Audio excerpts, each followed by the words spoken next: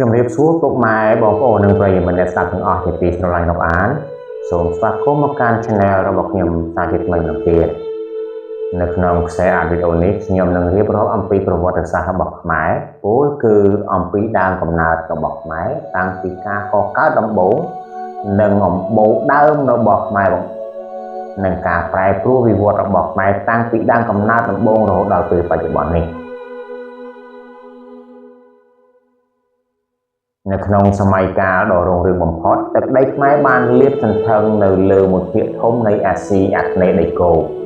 ក្រៅពីប្រទេសកម្ពុជាបច្ចុប្បន្នហើយនោះទឹកដីកូសាំងស៊ីនទាំងមូលផ្នែកខាងត្បូងនិងកណ្ដាលនៃប្រទេសឡាវនិងផ្នែកខាងកើតនៃប្រទេសថ្ងៃសប្តាហ៍ក៏ជារបស់ខ្មែរដែរហើយមានពេលខ្លះអាណាចក្រខ្មែរបានលាតសន្ធឹងរហូតដល់ជ្រោយម៉ាឡាយូនិងប្រទេសភូមាសប្តាហ៍ទៀតផងក៏ប៉ុន្តែចាប់តាំងពីសតវត្សទី13ដល់សតវត្សទី19ទឹកដីខ្មែរបានរួញបន្តិចម្ដងដោយសារអំពើឃ្លានឃ្លានរបស់ជនបរទេសពោលគឺសៀមនិងអាណាដែលមានដំណងចង់យកទន្លេមេគង្គធ្វើជាព្រំដែនរួមរបស់ពួកគេដោយពុះហែកចែកប្រទេសកម្ពុជាជាពីរហើយចែកគ្នាមួយជំនាញម្នាក់ដោយមានការផ្ដួចផ្ដើមគំនិតអំពីសំណាក់រាជជាតិខ្មែរគឺព្រះបាទអង្គឌួងហើយក៏ដោយសារតែបារាំងគិតឃើញពីផលប្រយោជន៍របស់គេផងនោះទើបបារាំងបានធ្វើអន្តរាគមន៍ចូលមកក្នុងនយោបាយខ្មែរតាមកិច្ចព្រមព្រៀងសេដ្ឋកិច្ចពាណិជ្ជកម្មនិងអាណាព្យាបាលលើកម្ពុជាក្នុងរាជព្រះបាទនរោត្តមក្នុងគ្រិស្តសករាជ1863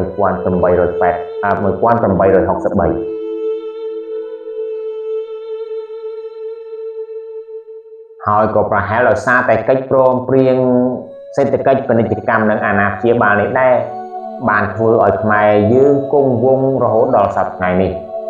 ទន្ទឹមនឹងការគង់វង្សនេះ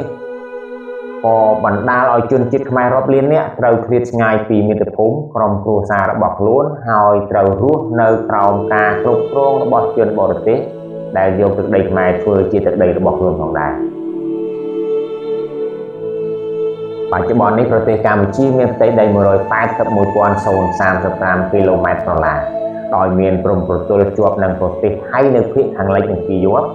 ជាប់ប្រទេសឡាវនៅភាគខាងជើងនិងប៉ែកឦសាននិងជាប់ប្រទេសវៀតណាមនៅភាគខាងកើតនិងប៉ែកអាគ្នេយ៍រួមទាំងជាប់នៅឈូងសមុទ្រថៃនៅប៉ែកខាងត្បូងនិងប៉ែកនិរតីផងដែរដូច្នេះនៅក្នុងឯកសារប្រវត្តិសាស្ត្រដ៏ស្ដួយស្ដាងនេះយើងនឹងសិក្សាអំពីការលັບប្រវត្តិនីមួយពោលគឺការវិវត្តពីមួយឆ្នាំទៅមួយឆ្នាំពីមួយសម័យកាលទៅមួយសម័យកាលទៀតឬអាចនិយាយបានថាពីមួយជំនាន់ទៅមួយជំនាន់ទៀតនៃប្រទេសកម្ពុជាក៏ដូចជាព្រឹត្តិការណ៍សំខាន់នានាដែលកម្ពុជាធ្លាប់បានឆ្លងកាត់តាំងពីអតីតកាលរហូតដល់ពេលបច្ចុប្បន្ននេះយោងតាមការសិក្សាស្រាវជ្រាវរបស់ប្រវត្តិវិទូជាតិនិងអន្តរជាតិអាចបញ្ជាក់បានថាខ្មែរគឺជាជនជាតិដើមមួយដែលបានរស់នៅលើទឹកដីខ្មែរតាំងពីសម័យបុរេប្រវត្តិរហូតមកដល់សម័យបច្ចុប្បន្នកាលនេះបើតាមសំណល់សម្ភារៈឆ្អឹងមនុស្សសម័យដើមដែលចាស់ជាងគេបំផុតហើយត្រូវបានគេរកឃើញនៅតាមស្ថានីយ៍បុរេប្រវត្តិនានាបង្ហាញឲ្យដឹងថាយ៉ាងហោចណាស់មនុស្សដែលរស់នៅលើទឹកដីកម្ពុជាមានដើមកំណើតតាំងពី682,000 ឆ្នាំមុនគ្រិស្តសករាជមកម្ល៉េះយើងដឹងចំណេះដឹងទាំងនេះតាមរយៈឯកសាររបស់អ្នកស្រាវជ្រាវជាតិនិងអន្តរជាតិដែលបានបោះពុម្ពផ្សាយហើយក៏មានអ្នករៀបរៀងសៀវភៅជាច្រើនបានដកស្រង់ការស្រាវជ្រាវការរកឃើញនិងទស្សនៈយល់ឃើញរបស់អ្នកសិក្សាស្រាវជ្រាវទាំងនោះមកសរសេរជាសៀវភៅដើម្បីផ្ដល់ជាចំណេះដឹងសម្រាប់អ្នកសិក្សារៀនសូត្រអ្នកអាននិងអ្នកស្ដាប់ជាដើម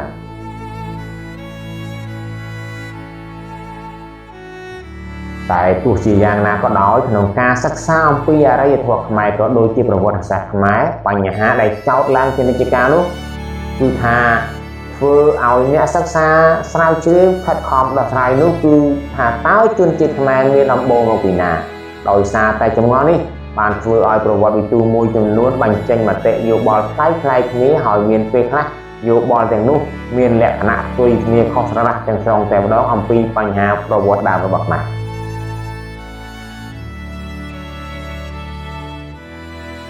ទ ដោយនេះមុននឹងយើងសិក្សាអំពីសម័យកាលនីមួយៗនៃប្រទេសកម្ពុជាថាមានការវិវត្តយ៉ាងណាប្រែប្រួលយ៉ាងណានោះដំបូងយើងត្រូវតែយល់ដឹងជាមុនសិនអំពីដើមកំណើតនៃជនជាតិខ្មែរជាទូទៅប្រវត្តិវិទូបរទេសគេបានជួបខ្មែរទៅនឹងជនជាតិណាមួយដែលមានអរិយធម៌ខ្ពស់ជាងដើម្បីរក្សាអធិភាពរបស់ពួកគេដើម្បីរក្សាអធិភាពរបស់ខ្មែរយើង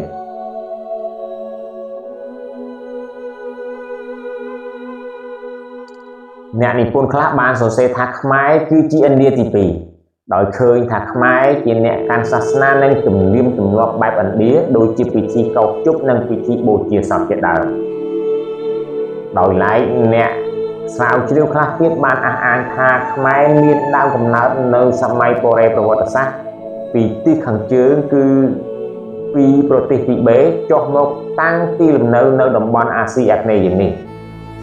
ទន្ទឹមនឹងនេះដោយមានអ្នកប្រាជ្ញមួយចំនួនទៀតបានសន្និដ្ឋានថាខ្មែរជាអ្នកកើតនៅលើទឹកដីឥណ្ឌូចិននេះដោយគ្រាន់តែបានទទួលយកឥទ្ធិពលវប្បធម៌ពីពួកឥណ្ឌានៅសតវត្សទី1នៃគ្រិស្តសករាជតែប៉ុណ្ណោះ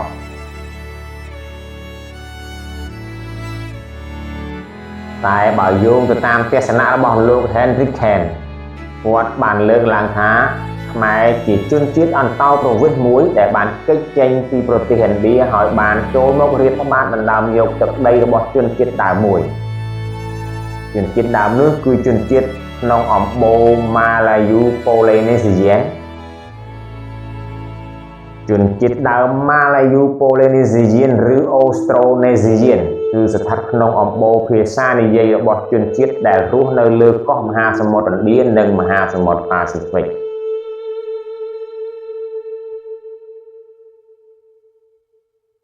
ក្រោយមកទៀតមានអ្នកប្រាជ្ញមួយចំនួនទៀតដូចជាលោកអាដេមែលក្លែនិងលោកភៀគូរូជាដើមក៏បានយល់ស្របតាមទស្សនៈខាងលើនេះដែរដោយឡែកលោក Bernard Philippe Groseilliers អតីតអ្នកអភិរក្សអង្គរនិងលោក Marcel Talbot បានសន្និដ្ឋានថាខ្មែរជាជនជាតិពិសេសមួយស្ថិតនៅក្នុងក្រុមអំបូរខ្មែរមនឬមនខ្មែរហើយបានមកក៏កើតឡើងនៅក្នុងភូមិភាគអាស៊ីអាគ្នេយ៍តាំងពីសម័យបុរេប្រវត្តិមកម្ល៉េះ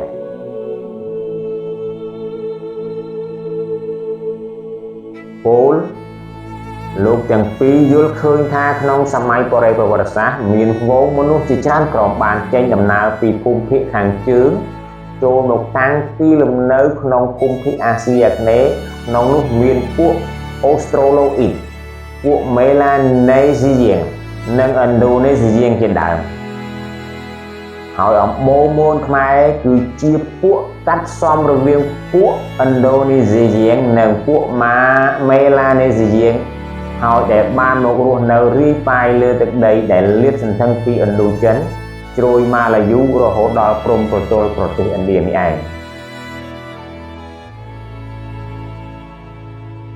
តាមទស្សនៈទាំងពីរខាងលើនេះឃើញថាវាហាក់ដូចជាសមស្របទៅនឹងទស្សនៈរបស់ខ្មែរផ្ទាល់ច្រើនជាងដោយហេតុថាតាមរយៈរឿងព្រេងនានាពិសេសរឿងព្រះថោងនាងនាគខ្មែរតែងតែចាត់ទុកខ្លួនឯងថាខ្មែរគឺមានប្រភពពីស្រុកខ្មែរនេះឯងនេះមានន័យថាបើសិនជាគ្មាននាងនាគដែលជាប្រភពនៅស្រុកខ្មែរទេដូច្នោះព្រះថោងឬកៅដិនដែលមានប្រភពពីស្រុកឥណ្ឌាក៏ពុំមានលទ្ធភាពគ្រប់គ្រងនគរហ្វូណនឬកោះគោកធ្លុកបានដែរហើយឥណ្ឌាក៏មិនអាចផ្សព្វផ្សាយអរិយធម៌របស់ខ្លួននៅលើទឹកដីខ្មែរបានដែរ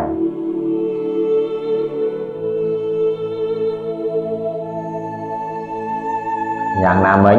បើយោងទៅតាមសៀវភៅជំនឿសាសនាដើមរបស់ខ្មែរម្ចាស់ស្រុករបស់រាជបណ្ឌិតសភាកម្ពុជាបានឲ្យដឹងថាប្រវត្តិវិទូអាចកំណត់អាយុកាលនៃដើមកំណើតខ្មែរបានថាខ្មែរមានបុរេប្រវត្តិសាស្ត្រចំណាស់ជាងគេនៅអាស៊ីអាគ្នេយ៍គឺប្រមាណជា680,000ឆ្នាំមុនគ្រិស្តសករាជមកដល់សតវត្សទី1ឬក៏តាំងពីប្រមាណ682,000ឆ្នាំមុនគ្រិស្តសករាជមកម្លេះនេះបើយោងតាមសំណល់សម្ភារៈឆ្អឹងមនុស្សសម័យដើមដែលកប់ក្នុងស្ថានីយ៍បុរេប្រវត្តិសាស្ត្រនានា ដូច្នេះសរុបសេចក្តីមកឃើញថាបញ្ហាដើមកំណើតខ្មែរមានសមត្ថកម្មច្រើននិងផ្លែកគ្នាតែមតិនោះមានចំណុចរួមមួយត្រង់ថាខ្មែរជាជនជាតិមួយស្ថិតក្នុងអំបូរពិសេសមួយគឺអំបូរមនខ្មែរឬខមនេះឯងហើយរដ្ឋខ្មែរដែលយើងហៅរាល់ថ្ងៃថា